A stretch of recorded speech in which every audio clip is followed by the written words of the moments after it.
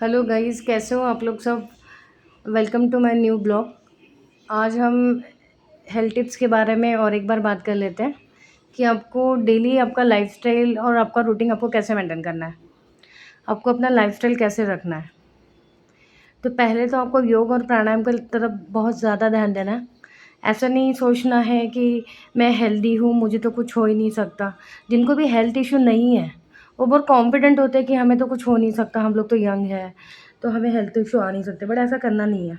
अगर आप बचपन से सीखोगे ना योगा और प्राणायाम, तो लॉन्ग लाइफ तक आपको डिसीज़ भी नहीं आएंगे और आपकी आयु भी बढ़ सकती है। आपकी आयु भी बढ़ेंगी अगर आप रोज़ योगा और प्राणायाम करते हो तो।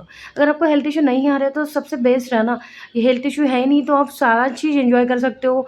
आप स्वीट खा सकते हो, आप जो चाहो मन में, जो आपके मन को लगता है वो सब आप खा सकते हो। बाहर का भी खा सकते हो। सबसे पहले आपको कॉन्संट्रेट करना है आपके लाइफस्टाइल पे और अपना योग प्राणायाम पे, कि आपको सुबह उठ के क्या करना है। सुबह उठ के आपको गर्म पानी पीना है, पहला चीज़। दूसरा चीज़, आपको योगा स्टार्ट करना है।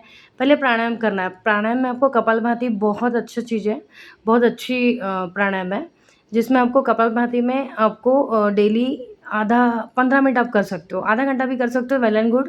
अगर आधा घंटा करते हो तो लोग कहते हैं कि कपालभाति से गर्मी बढ़ जाती है बॉडी में, कुछ साइड इफ़ेक्ट्स है, कुछ भी नहीं है, वो संजीवनी बूटी है आपके लिए। अगर आप कपालभाति रोज़ करते हो तो आपको आने वाले समय में कोई भी डिसीज़ नहीं आएगा। ये लिख लो आप मेरे से। अगर आपने 15 मिनट कपालभाति कर लिया प्रॉपरली, जो कि रामदेव बाबा सिखाते हैं, या आप किसी योगा टीचर से सीख लीजिए कि आपको कपालभाति कैसे करना है। ये सब बेस्ट प्राणायाम है, जो संजीवनी बूटी है, आगे चल के आपको कोई भी डिसीज़ नहीं आएगा। पहला चीज़। सेकंड चीज़, अनुलोम विलोम करना है, जो कि आपको बहुत अच्छा है, आपका ऑक्सीजन लेवल बढ़ता है उससे। और अनुलोम विलोम से आपका हेयर ग्रोथ होती है, सब कुछ होता है, बस करने में थोड़ा जान पे आता है, लेकिन आपको कैसे भी करके 10 मिनट तक उसको करना ही है। बाकी का प्राणायाम तो करना ही है, बाकी जो सूक्ष्म व्यायाम वगैरह है वो भी करना है आपको। इसके अलावा मेन जो प्राणायाम है, जिनका हेल्थ अच्छा है, बहुत दुबले-पतले लोग हैं, जिनको हेल्थ इश्यू नहीं है, मैं तो चाहती हूँ कि अपने बच्चों को भी आप योगा सिखा दीजिए। बचपन में, अगर बचपन से आप योगा सीखते हैं ना, तो उससे अच्छी बात और कुछ हो नहीं सकती। आपको बड़े होने तक आपको कोई हेल्थ इश्यू नहीं आता, आप काफ़ी हेल्दी रहते हो। योग प्राणायाम से आपको जो भी प्राणायाम जो बड़े होने के बाद नहीं कर सकते आप लोग, वो भी आप सीख जाते हो। ठीक है? तो एक प्राणायाम जो मैं बता रही हूँ योगा योगा में, जो है कि शीर्षासन। शीर्षासन एक इतना इतना अमेज़िंग है, मतलब इतना बढ़िया प्राणायाम है। शीर्षासन अगर आप करते हो ना, तो आपके माइंड से रिलेटेड जो भी स्ट्रेस लेवल है, सब कुछ खत्म हो जाता है। शीर्षासन तो आपने सीखना ही चाहिए। डिपेंड्स, अभी जिनको बीपी है, शुगर है, डायबिटीज़ है, उन लोगों ने नहीं करना चाहिए, इवन थायराइड वालों ने भी नहीं करना चाहिए। जिनको ऑटो इम्यून डिसीज़ है, उन्होंने भी नहीं करना चाहिए। सिर्फ़ नॉर्मल थायराइड वाले कर सकते हैं। मैं तो करती हूँ, मुझे आता है शीर्षासन, लेकिन मैं दीवार को लग के करती हूँ। बट मुझे भी, मतलब डिपेंड्स है अभी कि आप कैसे उसको लेते हो। किसी-किसी का ऐसा होता है ना, फैट ज़्यादा होने की वजह से वो कर नहीं पाता है। तो शीर्षासन एक ऐसा प्राणायाम है कि अगर आप उसे कर लो तो ज़िंदगी बच जाती है, लाइफ़ टाइम आपको डिसीज़ नहीं आते और आपकी लाइफ़ उम्र बढ़ जाती है। 80 साल तक आपको कुछ नहीं हो सकता, अगर आपने शीर्षासन सीख लिया तो। आपकी ब्यूटी बढ़ जाती है, हेयर ग्रोथ होती है, और आपकी जो आईज़ है, उसका भी आपका काफ़ी बेटर होती है आपकी आईज़। आपको स्पेक्स नहीं लग सकता। ज़िंदगी भर आपकी आईज़ में कोई प्रॉब्लम नहीं आती है। ठीक है? तो आपने शीर्षासन सीखना ही चाहिए। इसके अलावा मैं बता रही हूँ आपको कि डेली का रूटीन अपने लाइफ़स्टाइल को कैसे फ़ॉलो अप करना है। लाइफ़स्टाइल में देखो गाइज़, आपको ना पहले तो गर्म पानी पीना है। कुछ नहीं हो सके, जिनको टाइम ही नहीं है, जो ऑफ़िस से बहुत बिज़ी है, ऑफ़िस में जा रहे हैं, वो कहते हैं कि यार हमें तो टाइम ही नहीं होता है, तो आप एक काम कीजिए ना, सुबह उठ जाओ, 10 मिनट कपालभाति कर लो, 10 मिनट अनुलोम विलोम कर लो। करना कुछ भी नहीं है, बाकी का थोड़ा-सा योगासन जो भी आपको आता है, जंपिंग, जॉगिंग, जैसे भी आप कर लो, आड़ा-टेढ़ा वो कर लो थोड़ा-सा, 10-15 मिनट। इतना भी आपने कर लिया ना, 1 आवर तक हमने कर लिया, या तो फिर वॉकिंग भी कर लो। अगर ये भी नहीं हो रहा आपसे तो वॉक कर लो, 1 घंटा तो वॉक करना ही है आपको।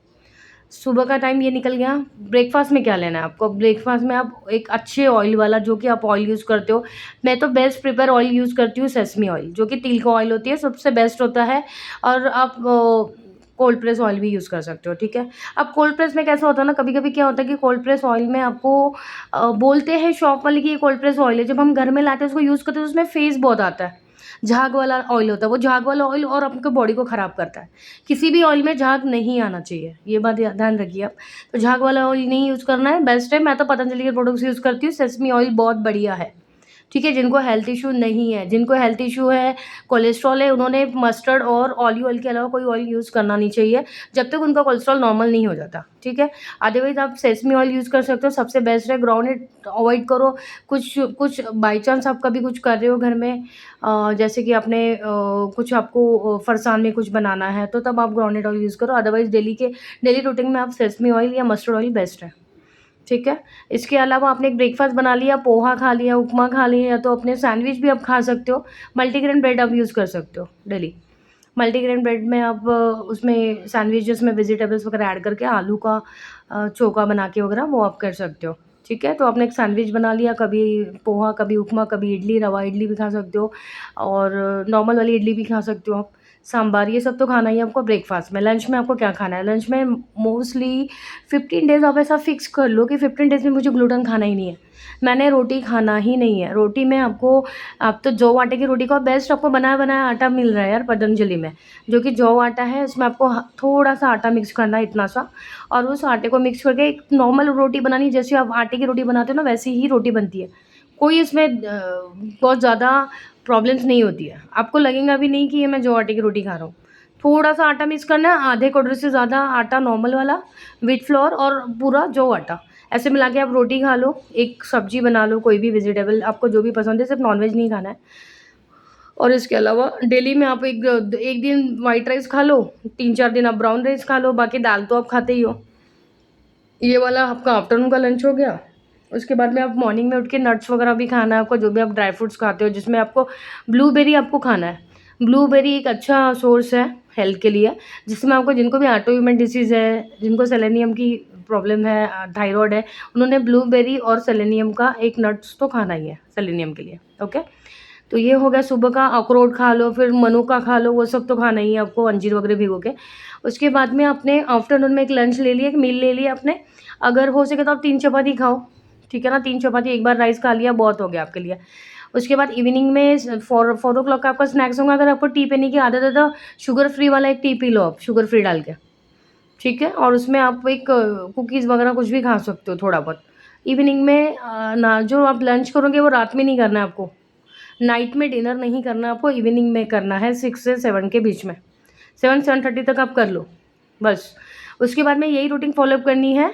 अगर आपको डिसीज़ है, सपोज़ आपको शुगर है, बीपी है, थायरॉइड है, तो आपने क्या करना है, बाजरा खाना शुरू कर दो, बाजरा या जौ। जनरली क्या होता है ना, बाजरा बहुत लोग नहीं खाने को देखते, उसका कलर थोड़ा चेंज हो जाता है, ग्रीन कलर आ जाता है, इसलिए आप ज्वार की रोटी खा लो। ज्वार की रोटी खा लो, खाने में अच्छी नहीं लगेंगी, आदत पड़ जाएँगी तो आप खाना शुरू कर दोगे। जिनको भी हेल्थ इश्यू है, मैं तो यही कहना चाहूँगी कि खाना हमारे चॉइस से मत खाओ, कि हमें क्या टेस्ट आ रहा है उसके लिए मत खाओ, खाना है करके खाओ, कि मेरी हेल्थ को कैसे इम्प्रूव करना है, इसलिए मुझे खाना खाना है बस। बाकी भूल जाओ कि आपको खाना में मेरे को ये टेस्ट नहीं आ रहा है, ये पसंद नहीं आ रही है रोटी, तो फिर आपका कुछ नहीं हो सकता, फिर तो हेल्थ आपकी इम्प्रूव नहीं हो सकती। तो आपको सैक्रिफाइस करना है, आपको ज्वार की रोटी, एक सब्जी खानी है, छोड़ दो, राइस को खाना ही नहीं है। बहुत क्रेविंग होती तो 2 या 3 दिन के बाद छोड़, थोड़ा-सा 1 बाउल आप व्हाइट वाला राइस खा सकते हो, ठीक है? या तो फिर ब्राउन राइस की तरफ चले जाओ। दावत का एक ब्राउन राइस आता है दावत का, जो कि आपको आधे घंटे पानी में भिगो के रखना है, पानी डालना ज़्यादा डालना है उसमें। भिगो के रखने के बाद में आप उसको चढ़ा दो कुकर में, आधे घंटे के बाद में नॉर्मल राइस बन जाता है, जैसे व्हाइट राइस बनता है वैसे, ठीक है? तो आपने ब्राउन राइस खाना है। और उसके बाद में रही बात फास्टिंग की, जिनको भी फैटी लिवर है, शुगर है, बीपी है, थायरॉइड है, कोलेस्ट्रॉल है, 2 हफ्ते में वीकली 2 डेज़ आपको फास्टिंग करनी है गाइज़। हफ्ते में 2 डेज़ फास्टिंग करनी है। फास्टिंग में मैंने बता दिया था, एम्प्टी स्टमक फास्टिंग नहीं करनी है किसी को भी। खाली आपने ऐसा ले लिया कि फ्रूट्स खा लिए, जूस खा लिया और जूस पी लिया और बोलूँगा मैं फास्टिंग कर रहा हूँ, तो वो नहीं होगा। क्योंकि क्या होगा ना, इसके बाद में आपको इतनी प्रॉब्लम्स हो जाएँगी, हेडेक हो जाएगा और बाद में आप फास्ट करना बंद कर दोगे। तो वैसे नहीं करना, अपने चॉइस का ब्रेकफ़ास्ट करो, बढ़िया करो, पोहा, उपमा, सिर्फ़ खाना नहीं खाना है। आपको खाने में रोटी, दाल, चावल नहीं खानी है, सब्ज़ी नहीं खानी है। बाकी आप ब्रेकफ़ास्ट में इडली, डोसा कुछ भी खाओ। इवन अगर आपको टाइम नहीं मिल रहा है तो सुबह एक डोसा खा लो होटल में जाके, और डोसा खा लो। उसके बाद दिन भर मत खाओ कुछ, जूस पी लो, एक एक दू दोपहर में कुछ जूस पी लो, कुछ थोड़ा-सा क्रेविंग के लिए कुछ भी खा सकते हो, थोड़ा-सा, बिल्कुल बहुत थोड़ा-सा। एक कुकीज़ भी खा सकते हो आप। उसके बाद इवनिंग में अपने स्प्राउट्स जो होते हैं, जो स्प्राउट्स में आप कुछ खा सकते हो, जैसे उसमें स्प्राउट्स में मैं बता देती हूँ आपको क्या-क्या खाना है। एक होता है, उसको मूँग बोलते हैं, ग्रीन वाला जो मूँग होता है ना, वो होता है एक एक मटकी होती है, वो भी खा सकते हो। मूँग, मटकी, और होता है एक मूंग होता है, मटकी होता है और एक क्या है, और ऐसे कुछ स्प्राउट्स में बहुत सारे हैं, और अनाज, अनाज जो बोलते हैं ना हम लोग, जिसमें चना मत खाना, चना थोड़ा हेवी हो जाएगा। फिर अगर आप वो फास्टिंग में हो तो रात को कभी-कभी फ्राई वाला चना भी खा सकते हो, ब्लैक वाला। नहीं तो मूँग और मटकी खा सकते हो, ठीक है? और एक आता है चौलाई करके, जो बरबटी बोलते हैं हम लोग, वो भी खा सकते हो। राइट, वो भी खा सकते हो। उसको खा लेना, ऐसे 2 दिन आप फ़ास्ट कर लो यार, वेट भी कम हो जाएगा और देखना आपकी हेल्थ में बहुत इम्प्रूवमेंट हो जाएगा। तो ये आपको 2 दिन का फ़ास्ट करना है, पंचकर्मा भी करना है, किसी नियरेस्ट पंचकर्मा के पास जाइए आप, ₹1000 लगते हैं आपको। अगर आप बैंगलोर में नहीं हो तो, बैंगलोर में हो तो आपको ज़्यादा कॉस्ट पड़ेगा, बट अगर आप बैंगलोर से बाहर रहते हो तो आपको किसी भी पंचकर्मा सेंटर में चले जाओ, वहाँ पे बोला मुझे मसाज और स्टीम लेना है बस। स्टीम से क्या होता है ना गाइस, जिनको एंटीबॉडीज़ हो ना वो रिमूव होते रहते हैं, एंटीबॉडीज़ ऐसे भागते हैं। अगर आपका ऑटोइम्यून डिसीज़ है, आपको थायराइड है आपको, और आपको ऑटोइम्यून डिसीज़ में आपको एंटीबॉडीज़ बहुत बढ़े हुए हैं, तो देख लेना अगर 1000 के ऊपर भी है किसी के, आप ऐसे ही वीकली 2 डेज़ या 3 डेज़ पंचकर्मा शुरू कर दो। देख लेना आपका हार्डली 1 मंथ में आप देख लेना आपका काफ़ी रिड्यूस हो जाएँगे एंटीबॉडीज़। कुछ नहीं तो 200 तक आप लाके रख सकते हो। ये पंचकर्मा का एक बहुत ज़्यादा मतलब मैजिकल इफ़ेक्ट है ये, बहुत ज़्यादा मैजिकल है पंचकर्मा। और इसके अलावा आपको विटामिन डी भी लेनी है, जिनको ऑटोइम्यून डिसीज़ है, नहीं है, कोलेस्ट्रॉल है, जो भी बीमारी है उसमें भी आपने विटामिन डी का चेक कर लेना है, और विटामिन डी का आपको लेना ही है। आप ऐसे तो आप प्रिस्क्राइब करके तो आप वीकली वन्स ले सकते हो, विटामिन डी जब तक बढ़ नहीं जाता एक 67 आयु का, और सप्लीमेंट भी आप ले सकते हो। अब मैं एक ये बता देती हूँ बी12 का क्या है। बी12 में आपको एलोपैथिक जहाँ तक हो सके आप लेना है तो ले लो एलोपैथिक, लेकिन एलोपैथिक अवॉइड करना ही बेटर होगा। एक पलक नोट का आता है माई ड्यूटी का बी12, जिसमें आपको 2 बार लेने से, मतलब चूएबल टैबलेट है उसका, आपको एक सैशे जो है, एक इसमें आपको कुछ तो भी 1600 और एक 800 का आता है, उसमें आपने 2 डब्बी ऐसी है जो 2 बार ले ली मंथली, मतलब 2 मंथ्स या 3 मंथ्स, तो बस आपका बहुत ज़्यादा जंप कर जाता है। अगर आपका बी12 जो है 83 है, एग्ज़ाम्पल आपका बहुत लो है, 83 निकला है, तो बस 2 बार आपने वो बी12 खा लिया, पलक नोट का माई ड्यूटी का 2 सैशे, मतलब एक डब्बी में आता है कुछ 1 महीने का। 2 महीना आपने खा लिया ना तो आपका 500-800 के आस-पास बी12 चला जाएगा। श्योर है ये मैंने भी खुद अपने ऊपर ट्राई किया, ठीक है? तो आपने ऐसे अपनी लाइफ़स्टाइल रखनी है गाइज़, अपनी हेल्थ को बचाओ, हेल्थ के साथ मत खेलो। अगर एक बार हेल्थ इश्यू आ गया, चाहे वो डायबिटीज़ हो, शुगर हो, बीपी हो, कोलेस्ट्रॉल हो, बाद में वो रिपेयर नहीं होता है। आप एलोपैथिक खा-खा के थक जाते हैं, शरीर भी थक जाता है। एलोपैथिक ज़्यादा सपोर्ट नहीं करता। अगर आप शरीर के साथ खेलोगे, बहुत ज़्यादा एलोपैथिक खाओगे ना, एक दिन शरीर भी बता देता है, एज के पहले ही आप बूढ़े दिखने लग जाते हो। कोई मतलब नहीं है, ऐसे लाइफ़ का पैसा है लेकिन आपके पास हेल्थ नहीं है, तो वो लाइफ़ को आप एन्जॉय नहीं कर पाते हो। है ना? बहुत से लोग हैं ऐसे जिनके पास पैसा है लेकिन हेल्थ नहीं है। तो बेटर है कि पैसा तो इंसान कमा ही लेता है कैसे भी करके, लेकिन टैलेंट है तो आप पैसा कमा लोगे, लेकिन हेल्थ कहाँ से लाओगे? तो हेल्थ को बिगड़ने से पहले ही आपको अवेयरनेस चाहिए। आपको बाहर का बहुत खाने की आदत है तो आप बंद कर दो। वीकली वन्स खा लो, 2 वीक्स में 1 बार खा लो चीट मील, या तो कभी-कभी खा सकते हो। अगर आप हेल्थ की तरफ ध्यान दे रहे हो, फास्टिंग कर रहे हो, तो एक बार आप बाहर का भी खा सकते हो। ओके गाइस, तो चलो सी यू अगेन।